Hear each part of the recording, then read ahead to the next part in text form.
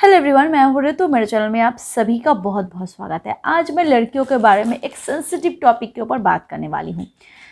कुछ ऐसे मोमेंट आते हैं, कुछ ऐसी दौर आती है हर लड़की के लाइफ में जिस वक्त उसे स्पेशल केयर की ज़रूरत होती है। और उस टाइम पे अगर उसे वो केयर ना मिले, अगर उसे रेस्ट ना मिले, अगर उसे वो प्यार ना मिले ना, तो एक लड़की बहुत प्रॉब्लम में पड़ जाती है। वो जो मोमेंट उनके लाइफ में आता है, अगर वो ठीक ठाक से ना रहे, उन्हें केयर ना मिले, तो इनका असर उनके हेल्थ पे बहुत बुरी तरीके से पड़ता है। तो आज मैं डिटेल्स में आप लोगों के साथ शेयर करने वाली हूँ कि वो मोमेंट्स क्या क्या है। सबसे पहली बात जो है वो है period time. During period starting, आज के जनरेशन में लड़कियों के पीरियड जो होते हैं वो बहुत अर्ली एज से ही स्टार्ट हो जाती है। 12-13 साल से ही लड़कियों के पीरियड आ जाते हैं। इससे पहले भी आ जाती है पर बहुत कम होते हैं। ज़्यादातर लड़कियों की 12-13 साल के बीच में ही आ जाती है। तो जब पीरियड आते हैं, फीमेल बॉडी में बहुत सारे चेंजेस होते हैं। एट द फर्स्ट थिंग के पीरियड के स्टार्टिंग डे से ही हमारे बॉडी में, फीमेल बॉडी में एग जो होता है उसका प्रोडक्शन स्टार्ट हो जाता है, सबसे पहली बात। दूसरी बात होता है कि उनके बॉडी में हार्मोनल चेंजेस आने लगते हैं ड्यूरिंग पीरियड टाइम। बहुत सारे हार्मोनल चेंजेस होते हैं, इसी वजह से मूड स्विंग होता है। इस वजह से बहुत सारी फीमेल को क्रैम्प होती है, पेट में अजीब सी मरोड़ होती है, दर्द होता है, कमर में दर्द होता है।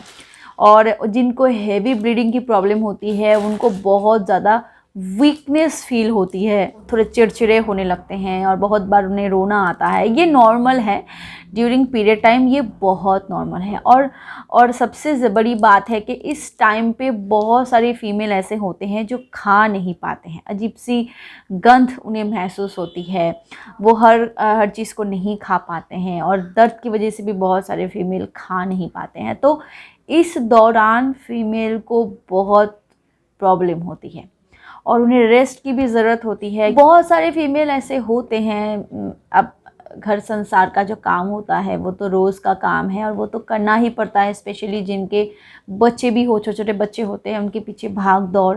तो इस दौरान फीमेल को थोड़ी एक्स्ट्रा केयर की ज़रूरत होती है। और अगर घर के लोग उन्हें हेल्प करें, जैसे अगर हस्बैंड उन्हें थोड़ी सी केयर करे, घर वाले उनके थोड़ी सी केयर करें, और केयर भी ना भी करे तो उनके काम में थोड़ा सा हाथ बटाए। मतलब बहुत सारे फीमेल ऐसे हैं जिनको एक अकेले घर के सारे काम करने होते हैं। हस्बैंड बाहर काम करता है तो हस्बैंड के लिए पॉसिबल नहीं होता है कि वो अपने वाइफ को हेल्प कर सके।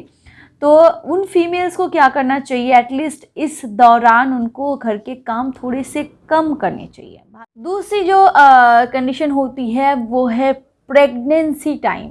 यस, प्रेगनेंसी टाइम पे फीमेल बॉडी में हम सभी जानते हैं कि इम्प्लांटेशन से लेके डिलीवरी तक ये जो 9 महीने की जर्नी होती है ये आसान नहीं होती।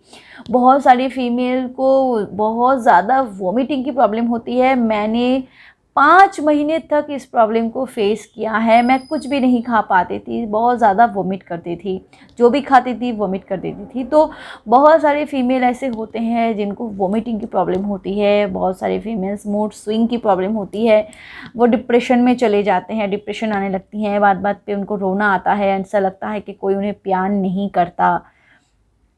और इस दौरान तो बहुत सारी फीमेल्स हैं जो खा नहीं पाते हैं और हार्मोनल डिसबैलेंस की वजह से बहुत सारे फीमेल में बालों का झड़ना, मतलब चेहरे पे चेंजेस, बॉडी में चेंजेस, पैर फूलना, हाथ फूलना, बहुत सारी प्रॉब्लम्स आती है। एक मर्द समझ भी नहीं सकता एक फीमेल की बॉडी में इतने सारे प्रॉब्लम्स हो सकते हैं। इंटरनल प्रॉब्लम तो होती ही है, एक्सटर्नल प्रॉब्लम भी बहुत सारे होते हैं जिनकी वजह से ना इस टाइम पे उनको एक्स्ट्रा केयर की ज़रूरत होती है, एक्स्ट्रा सपोर्ट की ज़रूरत होती है। ये हस्बैंड है, उनसे रिक्वेस्ट करती हूँ कि हमेशा अपनी वाइफ को इस दौरान ऐसा फील करवाइए कि आप उनके साथ हो, उनके पास हो, उन्हें बहुत सपोर्ट करते हो, उन्हें प्यार करते हो।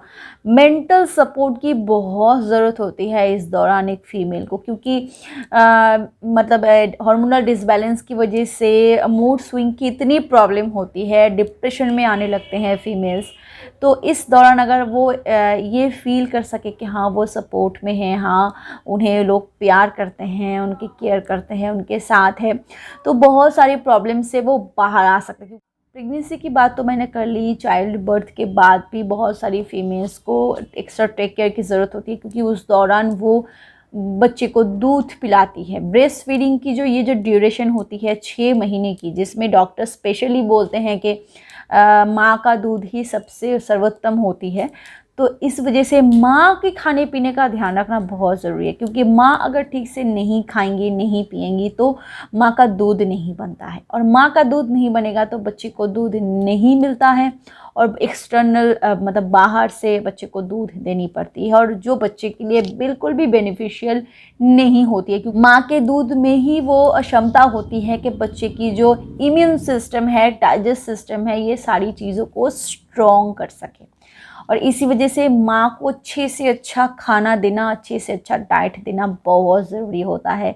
उनको इस वक्त मेंटल सपोर्ट की भी बहुत ज़रूरत होती है, क्योंकि इस दौरान बच्चा बहुत रोता है, बहुत परेशान करता है, रात रात भर सोने नहीं देता है। तो अगर उनके हस्बैंड उन्हें सपोर्ट नहीं करते हैं ना, तो वो अंदर से टूट जाती है। और स्टार्टिंग का 2-2.5 महीना भगवान जाने, मतलब मैं काट चुकी हूँ इस दौरान को। सुबह के 6 बज जाते थे, उसके बाद मैं सोती थी। मेरा बच्चा सारा ही रात मतलब रोता नहीं था, खेलता था। मेरा बेटा सारी रात खेलता था, उसके बाद उसे 6, साढ़े 6, 7 बजे नींद आती थी, तब वो सोता था, और मैं सारी रात चमगादड़ की तरह जगी रहती थी। इतनी तकलीफ़ होती थी, और मेरा हस्बैंड भी पूरे दिन काम करके आता था, उसको भी जगाना मुझे बिल्कुल अच्छा नहीं लगता था। तो स्टार्टिंग के 2-2.5 महीने मेरे ऐसे बीते हैं, मैं आज भी उस चीज़ को याद करती हूँ तो मुझे रोना आता है सच में। तो इस दौरान ये जो दौर होती है ना, इसमें उनके अपनों की सपोर्ट की उन्हें बहुत ज़रूरत होती है, क्योंकि पोस्टपार्टम डिप्रेशन जो होती है अक्सर इसी वजह से आती है, क्योंकि उनके बॉडी में हार्मोनल चेंजेस होते रहते हैं, मूड स्विंग की वजह से, डिप्रेशन की वजह से।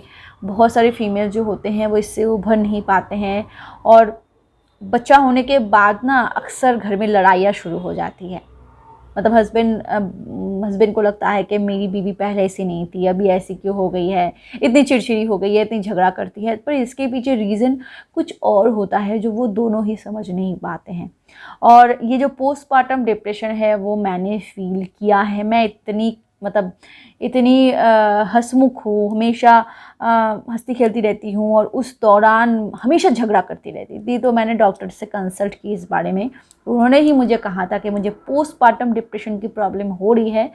फिर मेडिकेशन के बाद मेरी ये प्रॉब्लम भी सॉल्व हो गई थी। 2-2.5 महीने का मेरा कोर्स था, फिर मेरी प्रॉब्लम सॉल्व हो गई थी। पर बहुत सारे फीमेल जो होते हैं वो समझ नहीं पाते हैं। व्यूअर्स, इस वीडियो के बारे में आपकी क्या राय है, आपको कैसा लगा, मुझे कमेंट सेक्शन में ज़रूर बताना। और हाँ, अगर मेरे चैनल के आप फर्स्ट व्यूअर हो तो मुझे सब्सक्राइब करना भी मत भूलना। अगर कुछ भी जानना है तो मुझे कमेंट सेक्शन में बेझिझक बता सकते हो। Thank you so much for watching my video. Keep watching and keep healthy. Bye bye.